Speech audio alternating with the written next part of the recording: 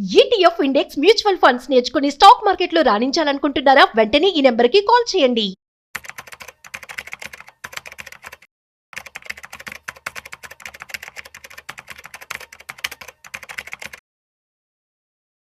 నమస్తే, welcome to Suman TV. నేను విష్ణు. ప్రస్తుతం మనతో పాటు నెక్స్ట్ జెన్ సొల్యూషన్స్ నుంచి ఫైనాన్షియల్ అడ్వైజర్ మెరుపుల మధు గారు ఉన్నారు. సార్తో మాట్లాడదాం. మధు గారు నమస్తే సార్. నమస్తే విష్ణు గారు. Welcome to Suman TV. Thank you అండి. సో మధు గారు, ఇప్పుడు ఈ రోజుల్లో నెలకి 2 లక్షలు 3 లక్షలు శాలరీస్ రావడం అనేది చాలా సర్వసాధారణం అయిపోయింది. కరెక్ట్. అంటే సంవత్సరానికి ఒక 25 లక్షలు, 35-36 లక్షలు జీతం రావడం అనేది చాలా సర్వసాధారణమైన విషయం అయిపోయింది. కాబట్టి సో ఇక్కడ పెద్ద పెద్ద జీతాలు వచ్చే వాళ్ళు ఏమనుకుంటుంటారంటే, సరే మనకి నెలకు ఒక 2-3 లక్షల జీతం వస్తుంది కదా, బ్యాంకు నుంచి ఒక 25 లక్షల రూపాయలు లోన్ తీసేసుకొని మన ఊర్లో ఏదైనా ఒక స్థలమో పొలమో, ఏదైనా ఒక ఎకరా స్థలమో పొలమో, ఇంకేదైనా ఖాళీ జాగా కొని పెట్టేసుకుందాము. ఒక 5 సంవత్సరాల పాటు ఈఎంఐ కట్టుకుంటూ పోతే end of the year last EMI తర్వాత కంప్లీట్ ఆ ప్రాపర్టీ మందైపోతుంది, దాని మీద ఓనర్షిప్ మందైపోతుంది, మనకంటూ ఒక స్థిరాస్తి ఉండిపోతుంది. రేపన్న రోజు మన పిల్లలకి మనం ఆ ప్రాపర్టీని అప్పచెప్పచ్చు అనుకుంటుంటారు. కరెక్ట్. ఇంకొంతమంది ఉంటారు నాలాంటి వాళ్ళు, బ్యాంక్ అంటే భయం, లోన్ అంటే భయం, ఈఎంఐ అంటే భయం, నాలాంటి వాళ్ళు ఉంటారు. సో నాలాంటి వాళ్ళు ఏమనుకుంటుంటారంటే, అమ్మో ఈ లోన్లు గీన్లు ఈఎంఐలు ఇవన్నీ మన వల్ల కాదు, 1వ తేదీ వచ్చిందంటే భయంగా ఉంటుంది, ఆందోళనగా ఉంటుంది. కాబట్టి సరే మనకేదో ఒక మంచి అట్రాక్టివ్ శాలరీ వస్తుంది కదా, మన ఈ డబ్బులు తీసుకెళ్లి హ్యాపీగా మ్యూచువల్ ఫండ్లో ఎస్ఐపి పెట్టుకుంటే ఏదో ఒక 10 ఏళ్ల తర్వాత 15 ఏళ్ల తర్వాత ఒక పెద్ద లంసమ్ అమౌంట్ అనేది చేతికి వస్తుంది అనుకుంటుంటారు. కాబట్టి ఎస్, ఇప్పుడు అంటే బ్యాంకు నుంచి లోన్ తీసుకుని ప్రాపర్టీ కొనుక్కోవడం అనేది కరెక్ట్ అంటారా, లేదంటే నాలాగా భయపడుతూ బ్యాంక్ అంటే భయపడే వాళ్ళకి మరి ప్రతి నెల క్రమానుగతంగా ఎస్ఐపి చేసుకోవడం బెటర్ అంటారా? జనరల్గా మనకు బిజినెస్ ఓనర్స్ కానీ లేదా హై ప్యాకేజ్లో ఉన్న వాళ్ళకి కానీ ఇప్పటిదాకా చూడండి, ఒకసారి మనం చూసేసరికి ఏమవుతుందంటే, మన లైఫ్ స్టైల్ను కొంచెం అప్గ్రేడ్ చేద్దాం అనే ఆలోచనకు వస్తారు.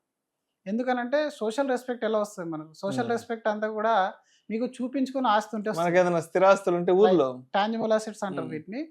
సో ఈరోజు మీరు బాగా అబ్జర్వ్ చేసినట్టయితే, ఇప్పుడు ఒక 25 lakhs, మీరు ఒక బెస్ట్ ఎగ్జాంపుల్ చెప్పారు కాబట్టి 25 lakhs మీరు లోన్ తీసుకుంటే అరౌండ్ 11% ఇంట్రెస్ట్, ఒకవేళ మంచి సివిల్ అయితే మీకు ఒక 50-55 వేల వరకు ఈఎంఐ వస్తుంది నెలకి 5 సంవత్సరాలకి. రైట్. నెలకు అదే 50-55 వేల రూపాయలు మీరు ఈఎంఐ కట్టుకోగలిగారని అంటే ఈ రోజు ప్రాపర్టీ ఓనర్ అయిపోయింది. అంటే అందరినీ ఈ ఎక్సైట్మెంట్ ఏదైతే ఉంటుందో బాగా పుష్ చేస్తుంది ప్రాపర్టీ సైడ్, చాలా మంది పుష్ చేస్తుంది. ఎందుకంటే even poor and middle class నుంచి వచ్చిన తర్వాత కూడా ఒక మంచి డీసెంట్ శాలరీకి వచ్చిన లేదా మంచి డీసెంట్ బిజినెస్ ఇన్కమ్ ఎర్న్ చేసిన వాళ్ళు ఇమీడియట్గా ఇంకా లాంగ్ టర్మ్ గురించి వెయిట్ చేయరు. ఇప్పటిదాకా లేని దాన్ని మనం సొంతం చేసుకుంటే ఇమీడియట్గా సోషల్గా రెస్పెక్ట్ అనేది వస్తుంది. ఆ కిక్ అనేది చాలా మందిని మోటివేట్ చేస్తుంది లోన్ సైడ్ వెళ్ళడానికి. మీ దగ్గర డబ్బు ఉండి ప్రాపర్టీ కొంటే ఎలాంటి ప్రాబ్లమ్స్ ఉండవు. కానీ ఎప్పుడైతే మీరు ఇంకొకరి డబ్బు పైన ఆధారపడి దాని ఈఎంఐని మీరు నెల నెల మెడకు తగిలేసుకుంటారో అప్పుడు ప్రాబ్లం వస్తుంది. Problem number 1, first of all చాలా మందికి ఈరోజు 25 లక్షల ప్రాపర్టీ నా సొంతమైంది అనుకుంటాడు తప్ప, ఆ 25 లక్షల ప్రాపర్టీ నెక్స్ట్ 5, 10, 15, 20 ఏళ్ళ తర్వాత పెరిగే స్కోప్ ఎంత ఉందనేది ఆలోచించారు. రెండోది, ఇదే 5 సంవత్సరాల తర్వాత లేదా ఈ 5 సంవత్సరాల జర్నీ ఎస్ఐపి మన ఈఎంఐ కట్టే పీరియడ్ ఏదైతే ఉంటుందో, పొరపాటున మన లైఫ్లో ఏదైనా అన్సర్టెనిటీ వచ్చింది, ఇప్పుడు నెలకి 50,000 రూపాయలు కట్టేంత కెపాసిటీ మీ వైఫ్కి కానీ మీ పేరెంట్స్కి కానీ ఉందా అనేది ఫస్ట్ ఆలోచించుకోవాలి.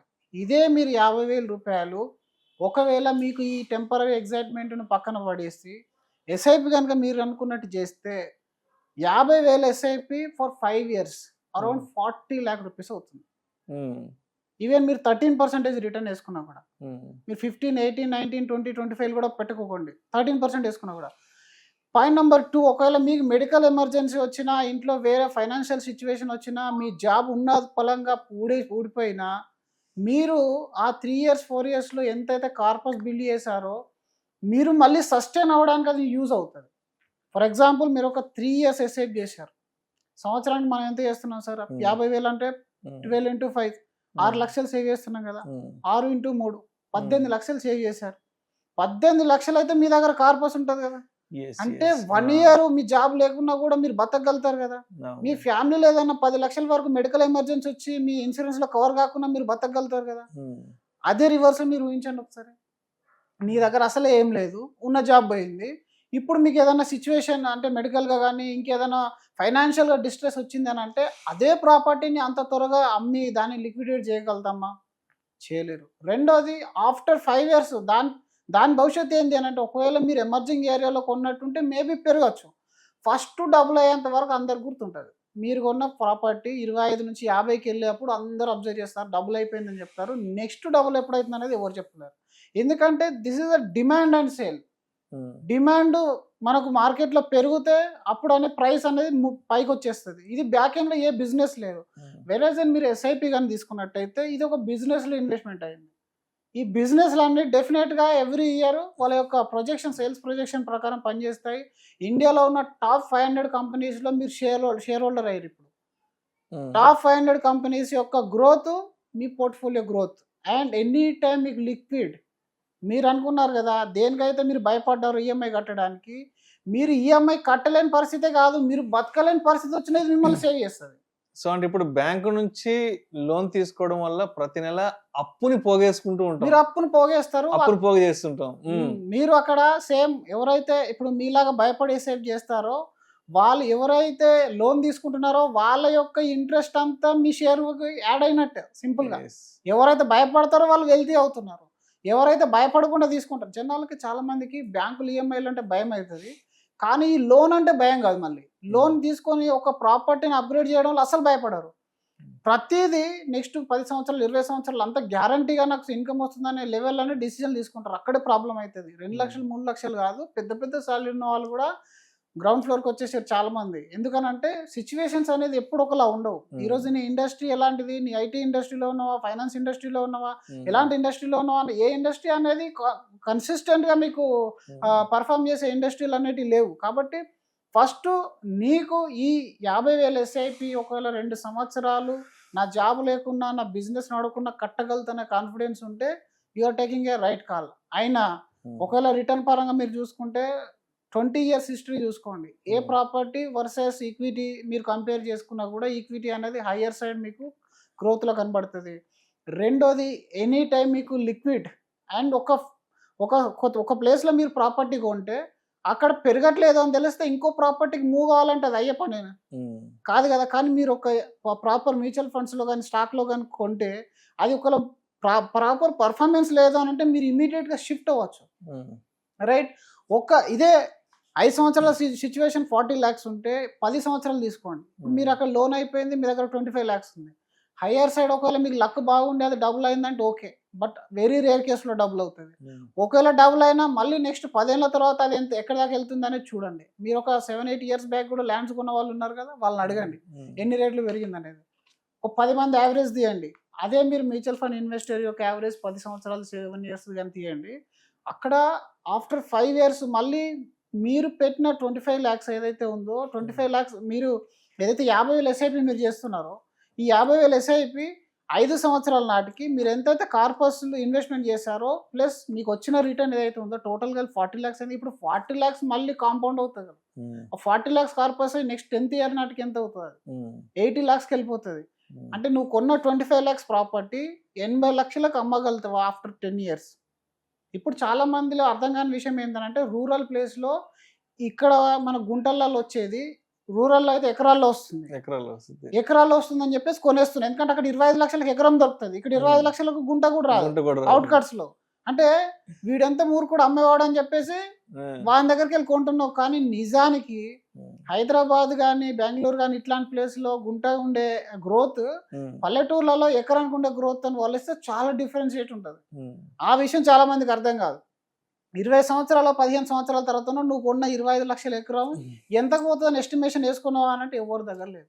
ఒకటి లిక్విడిటీ అనేది లేదు, డబ్బులు ఎప్పుడంటే అప్పుడు అవసరం పడితే వచ్చదన్న ఇది లేదు, సెల్లర్ దొరకాలి నీకు. ఒకవేళ నీ ప్రాపర్టీ అధికంగా పెరిగినా కూడా ఊర్లో ₹1 కోటి పెట్టి కొనేవాడు కూడా దొరకాలి.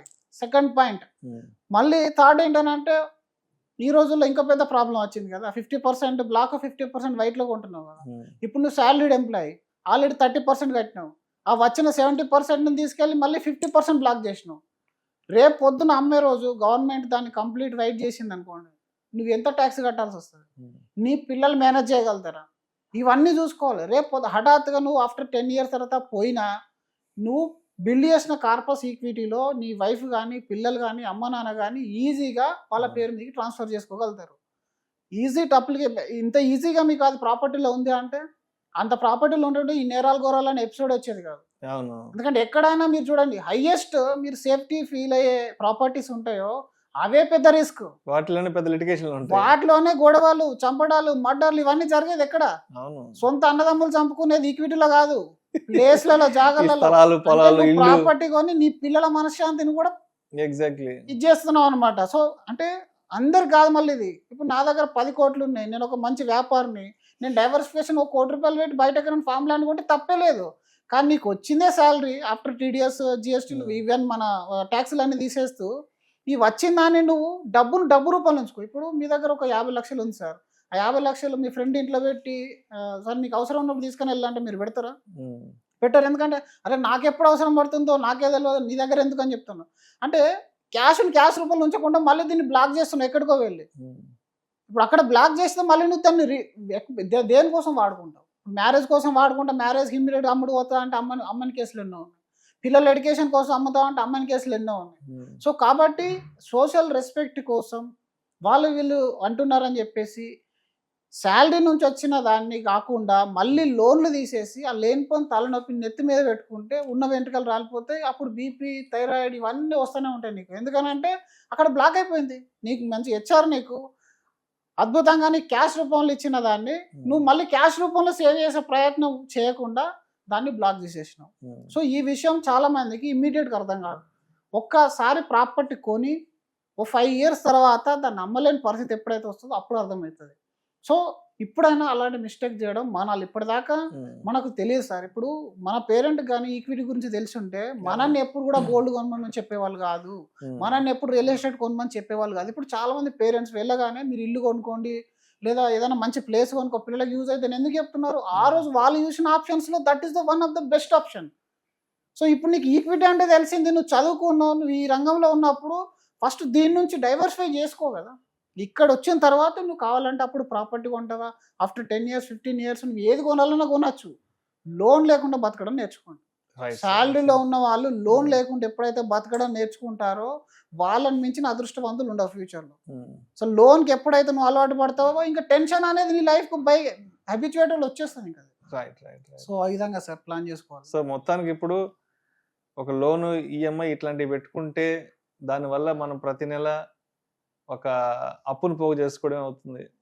రేపు ఏదైనా ఎమర్జెన్సీ వచ్చినప్పుడు, ఏదైనా డబ్బులు అవసరమైనప్పుడు, అంటే ఇక్కడ ప్రతి నెల ఒక 40,000 50,000 ఈఎంఐ కట్టడానికి ఇబ్బంది పడుతున్నప్పుడు రేపు ఇంకేదైనా ఎమర్జెన్సీ వచ్చి పైన పడ్డప్పుడు ఇంకా మన సిచ్యువేషన్ చాలా క్రిటికల్ అయిపోతుంది. అదే కనుక మన దగ్గర శాలరీ అంటే మనకు మంచి ప్యాకేజీ, మంచి శాలరీ ఉండి మనకు మంచి ఎక్సెసివ్ ఇన్కమ్ ఉన్నప్పుడు ఒక ఎస్ఐపి ఇన్వెస్ట్మెంట్ చేసుకుంటూ పోతే మనకి ఏదన్నా ఎమర్జెన్సీ వచ్చినప్పుడు అప్పటి వరకు మనం పోగు చేసుకున్న ఇన్వెస్ట్మెంట్ అనేది ఆ రోజు మన ఎమర్జెన్సీ కూడా కాపాడుతుంది అంటారు. ఈ విషయం అనేది చాలా చాలా రోజుల తర్వాత అర్థమయ్యే విషయము. కానీ డెఫినెట్ గా దీన్ని మీరు కనీసం నేర్చుకొని ఇప్పటి నుంచైనా ప్రాక్టీస్ చేయాలి. Right sir, right sir. Thank you sir, thank you so much Madhu గారు. థ్యాంక్ యూ అండి.